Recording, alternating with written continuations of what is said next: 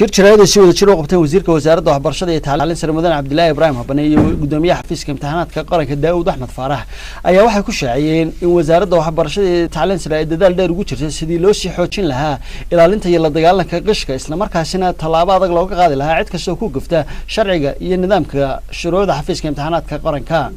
gudoomiyaha xafiiska imtixaanaadka qaranka Daawud Axmed Faarax ayaa waxa uu tilmaamay in waalidiinta iyo bulshada reer Soomaaliya looga baahan yahay inay wasaaradda ku garabsiiyaan in la soo saaro arday tayo leh oo qaranka wax u qabta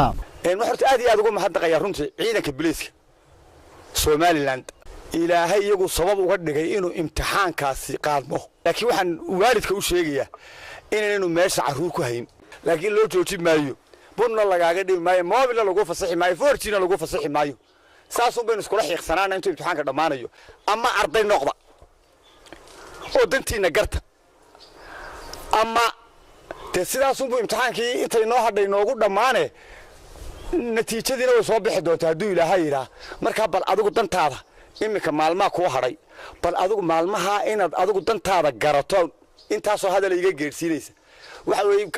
inaan dembi galay baan daba cararaya oo ardani kuguma jirto annaguna adeer waxaan xiijinayaa mas'uuliyad baan saaran ummadeed oo xadiiskii nabigaana haya calayhi afdal salaatu wasalaam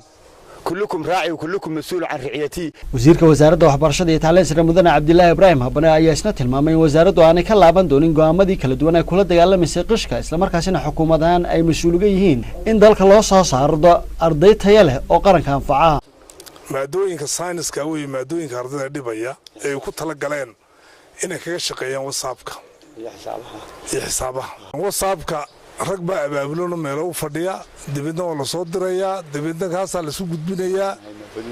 dibadna waanu haynaa kuwaas gruubadii waanu haynaa WhatsApp-ka ku soo shaqeynay macallimiintana waanu haynaa arrinta mucjisadii waxa weeye arday baa lagu qabtay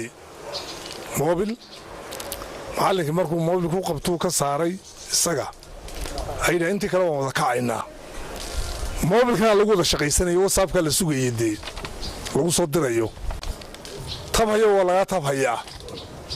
waa la isku rayaa saddexna way hadheen waxaaray biology English by or two iyo waxaaray maths by or two waxa kale waa history Arabi iyo Soomaali iyo geography iyo saddexdaana kaba biraan u gashanaynaa kala macaashi maayo amba imtixaanka dooranaysa ardayow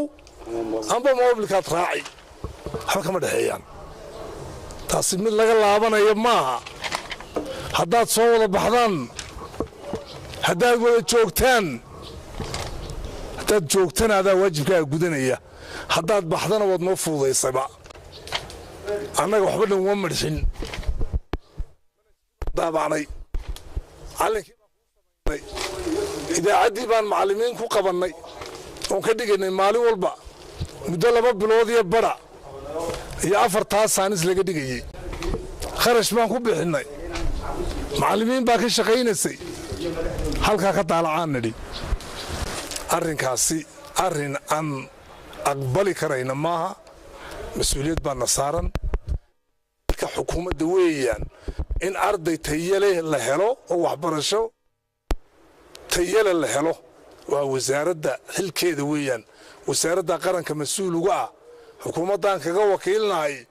ummaddaanu mas'uuliyad u haynaa cid aanu ka aqbalaynaa han eegto ma jirto